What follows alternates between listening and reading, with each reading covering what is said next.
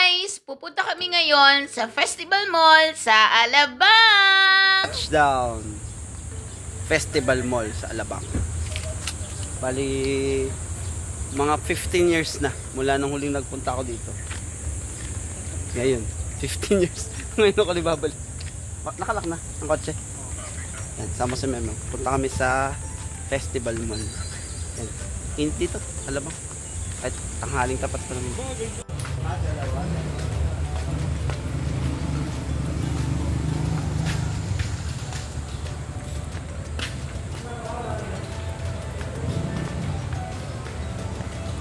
Festival Mall. Festival Mall Alabang. Sa loob na kami ng mall. So pagkapasok nyo ng mall, ang una nyong makikita rito ay yung kabalin na eat all you can.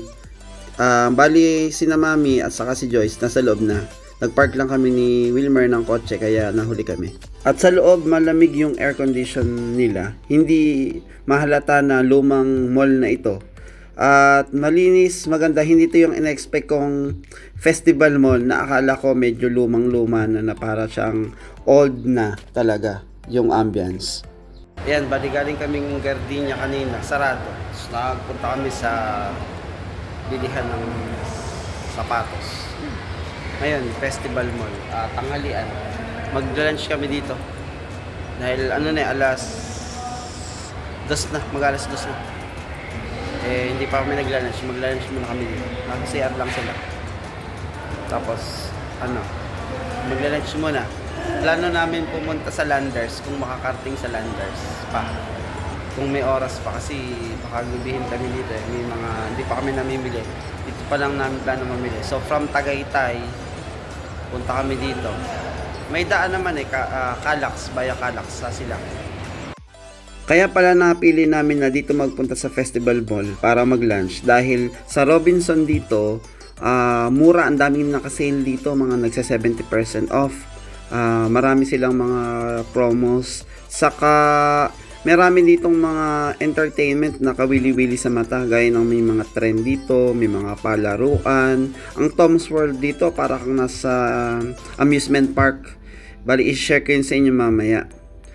Bali ang aming objective muna ngayon ay di syempre kumain dahil gutom na, alas 2 na. Yan yung mga amusement park, yan yung trend. May mga amusement park sa gilid kagaya sa loob ng Tom's World. So mama, ipapakita ko sa inyo yung buong view. Nasa lower ground siya, nasa first floor. Iikutan natin siya mamaya. Pati yung Tom's World. Bali, kakain lang muna kami. Hanap lang kami ng magandang kainan. Medyo kokonti yung tao kasi hindi ko na-expect na marami din palang nagpupunta dito. Akala ko dahil lumang mall na to, kokonti lang yung tao. Since siguro marami ding attraction, kaya ang dami talagang napuntang tao. Hindi ko na-expect na ganun.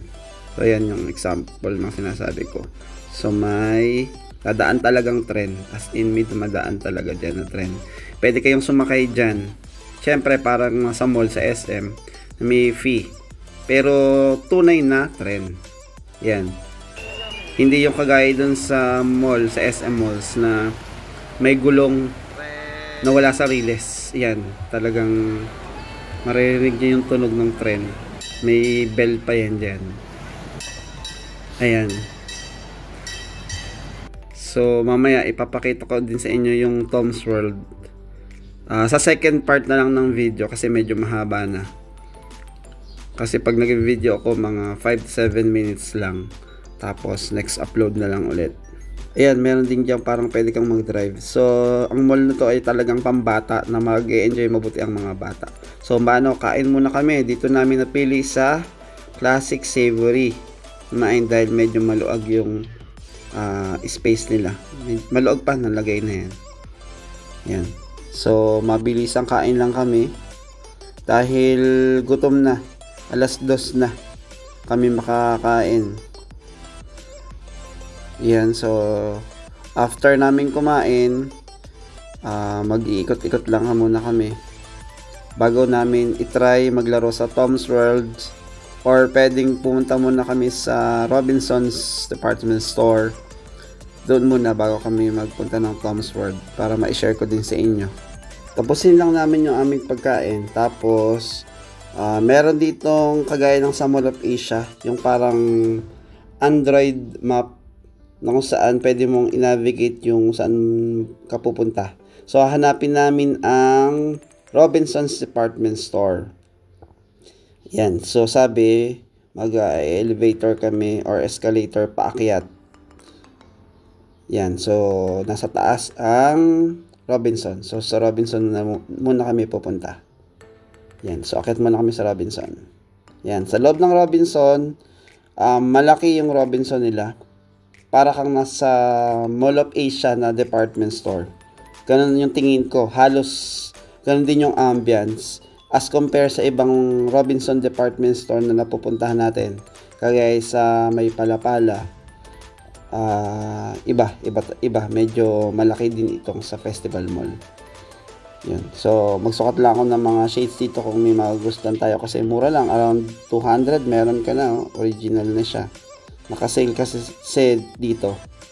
Yan. Tapos magtingin-tingin lang ako. Merong Robinson card ngayon. Diba? Ano siya? Debit card machine siya. Pwede ka nang mag-deposit at mag-withdraw. So, pag magbabayad ka, di-debit card na lang lahat. Yan, sa Robinson. Nakakuha kami ng updated na Robinson's card. Pero,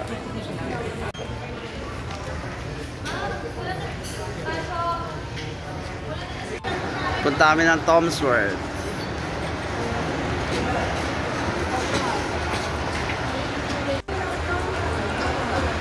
After namin bumili sa Robinson, Tom's World naman. Punta kami Tom's World. Tom's World. Ang Tom's World na to ay may kalakihan. Iba sa mga Tom's World na nakita natin sa mga mall kagaya sa SM13. Dahil halos 4 na beses na mas malaki kaysa sa mga Tom's World sa mga SM malls. Kasi tingnan nyo, may mga ganyang style pa na parang nasa amusement park talaga. Tapos maraming pwedeng pagpicturean. May mga rides din na pwedeng sakyan. So paano sa second part na lang ng video na to? Sa part 2 na lang ipakita ko yung loob ng Tom's World na ito. Maraming salamat sa inyong panonood. Till next time na lang ulit.